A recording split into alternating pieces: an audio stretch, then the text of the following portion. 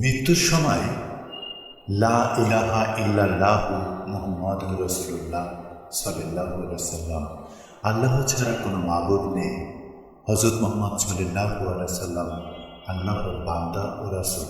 মৃত্যুর সময় এই কালেমা তারই ভাগ্যে জোটে যে তাতে বিশ্বাস করে এবং তার মর্ম অনুধাবন করে।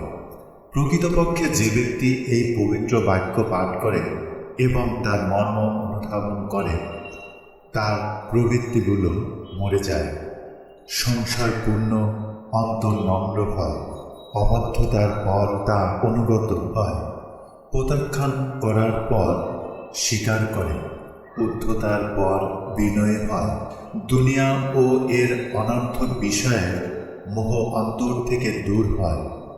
কালেমায় বিশ্বাসীরা মহাবিশ্বের স্রষ্টা প্রতিপালকের সামনে সিজদাবনত হয়, তাকে সাক্ষী রেখে সত্যকে জীবনে ধারণ করে।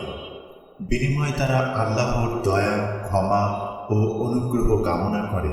সে শিরক ও বাতিলের সঙ্গে সব ধরনের সম্পর্ক ছিন্ন করে। তার অন্তরে যে দ্বিধা, দ্বন্দ্ব ও সংশয়ের সঙ্গে প্রতিনিয়ত সংঘাত চলত, তা দূর হয়ে যায়। সে অভীষ্ট লক্ষ্যে পৌঁছার ব্যাপারে দৃঢ় প্রত্যয় হয়। এর মাধ্যমে বান্দা পুরোপুরি আল্লাহমুখী হয়। তার চিন্তা, অন্তর ও আত্মাও আল্লাহমুখী হয়ে যায়। ফলে তার ভেতর ও বাহির উভয় আল্লাহর আনুগত্য স্বীকার করে নেয়। তার ভেতরের ও বাহিরের মধ্যে কোনো পার্থক্য থাকে না।